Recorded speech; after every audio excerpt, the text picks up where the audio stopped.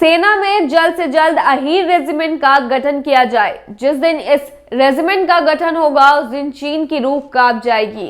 इसकी वजह यह है कि 1962 में रिजांगली चौकी पर 123 अहीर जवानों ने 3000 चीनी सैनिकों को मार भगाया था। 15 दिसंबर 2022 यानी कि गुरुवार को लोकसभा में शून्यकाल के दौरान बीजेपी सांसद दिनेश लाल यादव उर्फ निरहुआ ने ये बात कही। दरअसल निरहुआ ने चुनावी घोषणा पत्र में अहीर रेजिमेंट का वादा किया था। उसी वादे को याद दिलाने के लिए शाहजहांपुर निवासी अभिषेक ने अपने खून से निरहुआ को पत्र लिखा था। इसी के बाद संसद में निरहुआ ने इस मुद्दे को उठाया है। करीब 123 अहीरों के 3000 चीनी सेना को मार भगाने का आखिर किस्सा क्या है, चलिए आपको बताते हैं। नवंबर 1962 की बात है। चीन से जंग खत्म होने के कुछ दिनों बाद एक गडरिया भटकता हुआ चुशुल से रिजांगला पहुंच गया था। उसने देखा कि वहां बर्फ के बीच सैकड़ों लाशें पड़ी थी। इसके बाद वह गडरिया भागते हुए नीचे गया और उसने सेना की एक दूसरी चौकी पर इसकी जानकारी दी। जब उस चौकी के जवान रिजांगला चौकी के पास पहुंचे तो उन्होंने वहां 13 कुमाऊं रेजिमेंट के 123 जवानों की लाशें देखी। ये सभी जवान 1962 में मेजर शैतान सिंह के नेतृत्व में रिजांगला चौकी पर तैनात थे। इसमें ज्यादातर जवान अहीर और हरियाणा से थे। 18 नवंबर को चीनी सेना के 3000 से ज्यादा जवानों ने अचानक से इस चौकी पर हमला कर दिया। इसके बाद दोनों ओर से भयानक गोलीबारी हुई। चौकी पर तैनात सभी जवानों ने आखिरी गोली तक चीनी सैनिकों का सामना किया। इस जंग में 114 भारतीय जवान शहीद हुए जबकि 1200 चीनी सैनिक मारे गए। वहीं 9 भारतीय जवानों को चीनी सेना ने बंदी बना लिया था। हालांकि ये सभी चीनी सेना के कब्जे से भागने में सफल रहे। इससे पहले द्रौपदी हुड्डा ने भी संसद में यह मामला उठाया था।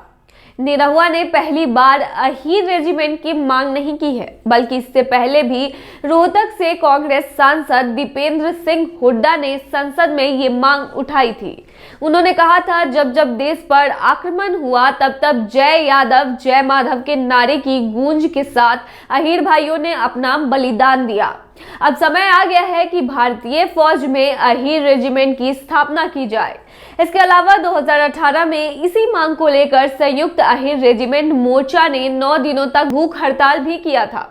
अब इस समुदाय का कहना है कि 4 साल बीतने के बाद भी उनकी मांगे पूरी नहीं की गई हैं। चलिए आपको बताते हैं कि रेजिमेंट आखिर होता क्या है। भारतीय सेना में रेजिमेंट एक ग्रुप होता है। कई रेजिमेंट के ग्रुपों से मिलाकर भारतीय सेना बनती है। भारत में रेजिमेंट सबसे पहले अंग्रेजी हुकूमत के दौरान बनी। अंग्रेज अपने शुरुआती समय में समुद्री इलाकों तक ही सीमित थे, इसीलिए उन्होंने सबसे पहले मद्रास रेजिमेंट बनाई। फिर जैसे जैसे अंग्रेजी शासन का विस्तार होता गया, नई रेजिमेंट बनती गई। जाति के नाम पर सेना में रेजिमेंट कैसे बनी? भारतीय सेना में ज्यादातर व्यवस्थाएं अंग्रेजों के समय से चली आ रही है। हमारे पास जो सेना है उस सेना में अधिकतर व्यवस्थाएं अंग्रेजों की देन है। ब्रिटिश अपनी सेना की एक छोटी सी टुकड़ी और अफसरों के साथ भारत आए थे। इसके बाद उन्होंने ब्रिटिश सेना में भर्ती की शुरुआत की। जब उन्होंने समुद्री इलाकों से अपना विस्तार करना शुरू किया तो सबसे पहले अंग्रेजों ने ऐसी जातियों को सेना में शामिल किया जो जंग के मैदान में खूब बहादुरी से लड़ते थे। सिख साम्राज्य ने अंग्रेजों के खिलाफ 3 युद्ध लड़े, जिसमें अंग्रेजों ने सिखों की बहादुरी अपनी आंखों से देखी। इसके बाद अंग्रेजों ने 1846 में ब्रिटिश भारतीय सेना में सिख रेजिमेंट को बनाया। सिख रेजिमेंट में अधिकतर सिखों की भर्तियां हुई। पहले 3 राजपूत रेजिमेंट को 31 बंगाल नेटिव इन्फेंट्री के नाम से बनाया गया था।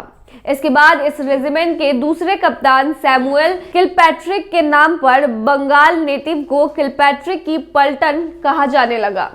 इस पलटन में यूपी बिहार के राजपूत, ब्राह्मण और मुस्लिम शामिल हो सकते थे। इस क्षेत्र में आने वाले ये समाज अपनी मजबूती, कदकाठी, रौबदार व्यक्तित्व के लिए जाने जाते थे। 1825 तक राजपूत रेजिमेंट 1, 2, 4 और 5 की स्थापना हो गई थी। अहीर रेजिमेंट की मांग कहां तक जायज है?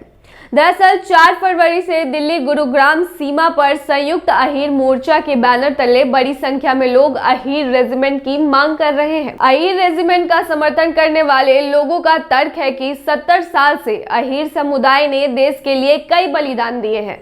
खास तौर पर 1962 के रिझांगला युद्ध में 13 कुमाऊं के 120 जवान अहीर समुदाय से ही थे। उन्होंने बहादुरी से दुश्मन का सामना किया और देश के लिए शहादत भी दी।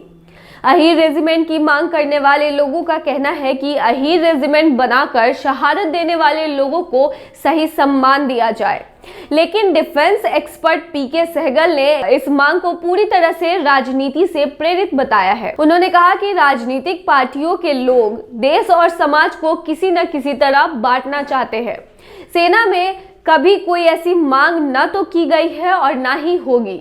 यह मांग सिर्फ वोट बैंक पॉलिटिक्स को ध्यान में रखकर की जा रही है। वहीं आजादी के बाद इसलिए जातीय रेजिमेंट जो है वो नहीं बनाई गई, क्योंकि यह सवाल कई बार पहले भी उठाया गया कि आजादी के बाद सेना की जाति आधारित रेजिमेंट को भंग क्यों नहीं किया गया, और अगर सरकार जाति आधारित रेजिमेंट के खिलाफ नहीं है तो आजादी के बाद कोई और जातीय रेजिमेंट क्यों नहीं बनाई गई। दरअसल भारत 15 अगस्त 1947 को आजाद हुआ, जिसके बाद भारत को एक के बाद एक बड़े युद्ध लड़ने पड़े, जिसके कारण आजादी के तुरंत बाद सेना में बदलाव करना उचित नहीं था। आजादी के बाद एम करियप्पा को भारतीय सेना का पहला कमांडर इन चीफ बनाया गया। उन्होंने पुरानी व्यवस्था के साथ सेना को नए भारत के लिए तैयार करने का काम किया।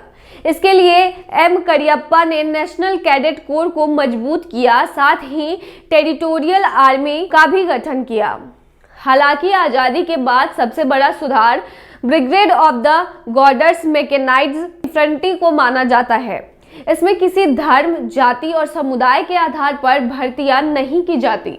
देश में आजादी के बाद सेना से भर्ती प्रक्रिया में सुधार करने के लिए 4 समितियां बनाई गई, लेकिन आजादी के बाद किसी सरकार ने सेना में नई जातीय रेजिमेंट बनाने या भंग करने की बात नहीं की। सेना में किसी रेजिमेंट में कैसे होते हैं भर्ती, चलिए आपको बताते हैं। आखिर किसी रेजिमेंट में किसी को कैसे भर्ती होती है, इस प्रक्रिया को समझने के लिए हमने डिफेंस एक्सपर्ट पीके सहगल का एक इंटरव्यू देखा, जिसमें उन्होंने बताया कि इन्फेंट्री में भर्ती होने के लिए किसी भी समुदाय और जाति के लोग आवेदन कर सकते हैं। साथ ही अगर क्षेत्र की बात करें तो सेना कहीं से भी जाकर सेना में लोगों की भर्ती कर सकती है। उन्होंने कहा कि सैनिकों को पहले ट्रेनिंग के लिए भेजा जाता है, उसके बाद उन्हें चॉइस दी जाती है, जिसमें वो बताते हैं कि वह किस रेजिमेंट या बटालियन में जाना चाहते हैं। हालांकि यह जरूरी नहीं है कि सैनिक को उसकी चॉइस का ही रेजिमेंट मिल जाए। तो आपको ये जानकारी कैसे लगी हमें कमेंट सेक्शन में जरूर बताएं, और ये जरूर बताएं कि अहीर रेजिमेंट जो है वो सचमुच में बननी चाहिए या फिर नहीं, या फिर इसकी मांग कहां तक जायज है। और ऐसे ही तमाम खबरों के लिए बने रहिए मघी आवाज पर।